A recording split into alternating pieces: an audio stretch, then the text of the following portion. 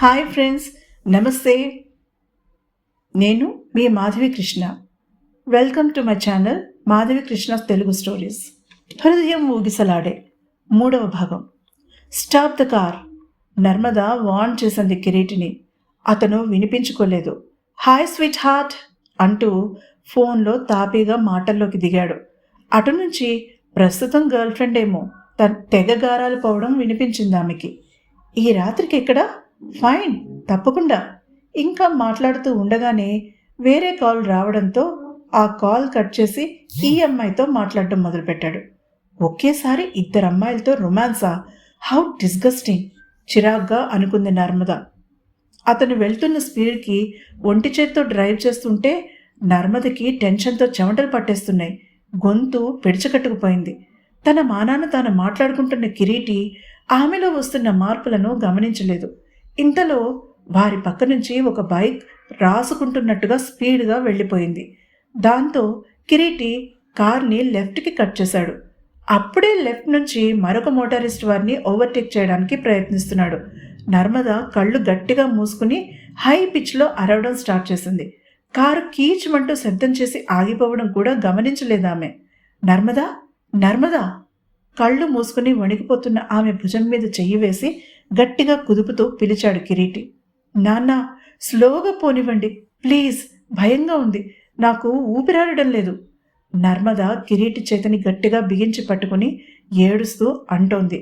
ఆమె డెలీరియస్ స్టేజ్లో ఉందని చూడగానే అర్థమైంది కిరీటికి. కార్ని ఒక పక్కగా పార్క్ చేశాడు. అప్పటికే అతను ఇంచుమించుగా అది సిటీ అవుట్స్కట్స్ కావడంతో అడపాదడపా వచ్చే వెహికల్స్ తప్ప వేరే ఏమీ సందడి లేదు. తమ డెస్టినేషన్ ఇంకొక అరగంటలో రీచ్ అవుతారనగా ఈ ఇన్సిడెంట్ జరిగింది. కిరీటి తన పక్కనే ఉన్న హోల్డర్లో నుంచి వాటర్ బాటిల్ తీసి మూత తెరిచి ఆమె చేత తాగించడానికి ట్రై చేశాడు. వీలవ్వలేదు. ఆమె ప్యానిక్ అటాక్లో ఉందని అనుకున్న అతను డోర్ తీసుకుని కిందకి దిగి ఆమె వైపు వచ్చాడు. డోర్ తీసి ఆమె సీట్ బెల్ట్ తీసి తన వైపుకు ఆమెను తిప్పి ఆమె తలని తన గుండెలకి అదుముకున్నాడు. ఊబిలో దిగబడుతున్న వ్యక్తికి బలమైన తాడు ఆసరా దొరికినట్టుగా ఆమె అతన్ని చుట్టుకుపోయింది. అతను ఏం మాట్లాడాడో, ఆమెకి ఏమర్థమైందో ఇద్దరికీ తెలీదు. కానీ కొంతసేపటికి ఆమె సర్దుకుంది. అతను అందించిన మంచినీళ్లు తాగింది. వెట్ టిష్యూతో ఆమె మొహం మీద మృదువుగా అద్దాడతను. Thank you. కళ్ళెత్తి అతని వైపు సూటిగా చూడడానికి మొహమాట పడుతూ చెప్పింది. ఐఎమ్ సారీ, నీకు క్లాస్ట్రోఫోబియా ఉందని నాకు తెలీదు. You would have told me. అంతవరకు ఆమె మీదకి ఒరిగి నిలబడిన అతను లేచి నిటారుగా నిలబడుతూ అన్నాడు. అది చెప్పుకునేంత గొప్ప విషయం కాదు, ముభావంగా అనేసి తన సైడ్ డోర్ మూసేసింది. ఇక ఆమె ఆ విషయం గురించి మాట్లాడదని అర్థమైపోయింది అతనికి. చిన్నగా తల విదిలించి తిరిగి డ్రైవింగ్ సీట్లో కూర్చున్నాడు. కార్ స్టార్ట్ చేసి ముందుకు పోనిస్తూ విండో గ్లాసెస్ కిందకి దించాడు. అతడు తనని ఏడిపించడమో తక్కువ చేసి మాట్లాడడమో చేస్తాడని అనుకుంది నర్మద. కానీ కిరీటి అలాంటి ప్రయత్నమేమీ చేయలేదు. ఫోన్ పక్కన పెట్టేశాడు. Do you want to talk about it? అడిగాడు ఆమెని. ఊహో, అది నా వ్యక్తిగతం, జవాబిచ్చింది. తర్వాత అతనేం మాట్లాడలేదు. అక్కడితో అతను ఆ విషయం మర్చిపోయాడని అనుకుంది నర్మద. అక్కడే ఆమె అతన్ని గురించి పొరపాటుగా అంచనా వేసింది. ఆమె గురించి, ఆమెకి ఉన్న క్లాస్ట్రోఫోబియా గురించి వివరంగా తెలుసుకోవాలని నిర్ణయించుకున్నాడు అప్పటికే కిరీటి. ఏ విషయమైనా తెలుసుకోవాలనుకుంటే అది పూర్తిగా తెలుసుకునే వరకు వదిలిపెట్టే అలవాటు కిరీటికి లేదు. డెస్టినేషన్ చేరుకునే టైంకి ఆమె తేరుకుంది. ఇద్దరూ మీటింగ్ అటెండ్ అయ్యారు. అతనికి తాను బ్రీఫ్ చేయవలసిన అవసరం లేకుండానే అతని వివరాలు అడుగుతుంటే వాటి మీద అతనికి ఒక అవగాహన ఉందని అర్థమైంది ఆమెకి. అతని మీద ఉన్న చులకన భావం కొద్దిగా తగ్గింది నర్మదకి. అతను హోంవర్క్ చేసుకుని వచ్చాడని అర్థమైంది ఆమెకి. మొత్తం 100 ఎకరాల ల్యాండ్ అది. డీల్ ఫైనలైజ్ అయింది. సంతకాలు పూర్తయ్యాక ఇద్దరూ బయటికి వచ్చారు. అప్పటికే చీకట్లు ముసురుకుంటున్నాయి. సముద్రపు హోరు ఆ నిశ్శబ్దంలో స్పష్టంగా వినిపిస్తోంది. ఇద్దరూ కారులో కూర్చున్నాక కిరీటి కార్ని ముందుకు పోనిచ్చాడు. కారు రోడ్ మీదకి రాగానే ఎడమ చేతి వైపున బంగాళాఖాతం నురగలు కక్కుతూ కనిపించింది. అతను బలంగా ఊపిరి పీల్చి వదిలాడు. నాకు ఆక్వాఫోబియా ఉంది. ఉన్నట్టుండి ఆ నిశ్శబ్దంలో చెప్పాడు కిరీటి.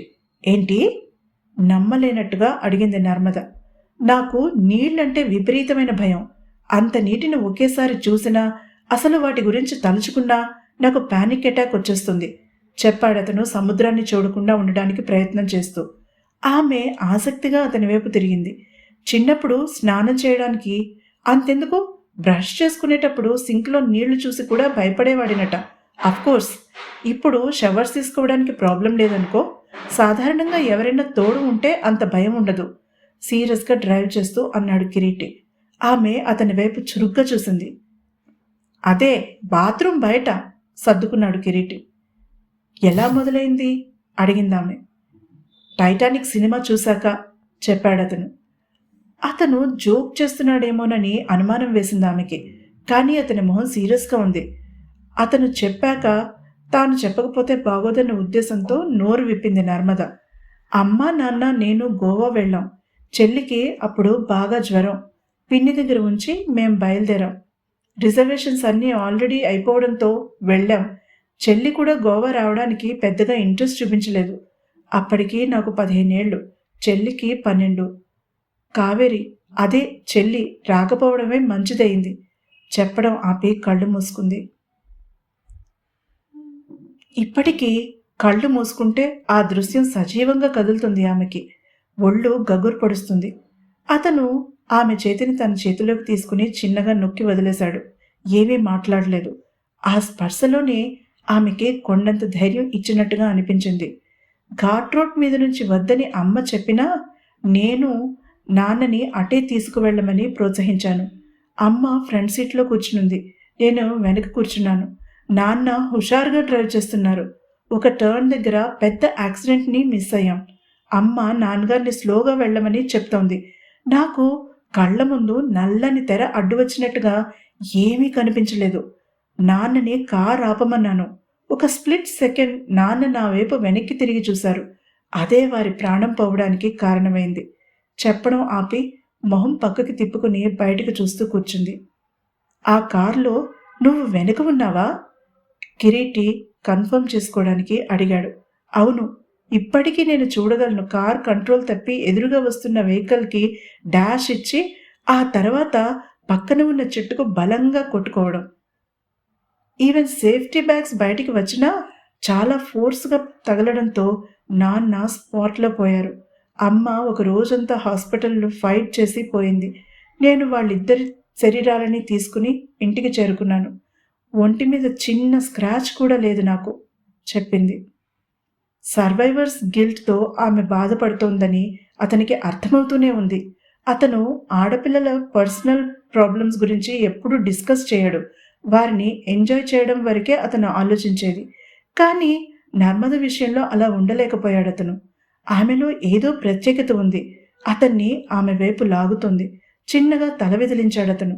ఆమె నా టైప్ కాదు అని మనసులో పదే పదే అనుకున్నాడు. ఆ తర్వాత ఇద్దరు పెద్దగా మాట్లాడుకోలేదు.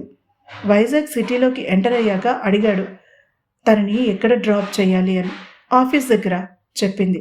మీ ఇల్లు ఆఫీస్ దగ్గర అడిగాడతను ట్రాఫిక్లో నెమ్మదిగా పోనిస్తూ. కాదు, అక్కడ బస్ క్యాచ్ చేస్తాను. డ్రైవర్ ఎప్పుడూ ఇంటికి వెళ్ళిపోయి ఉంటాడు అని అనుకుంటూ చెప్పింది నర్మద.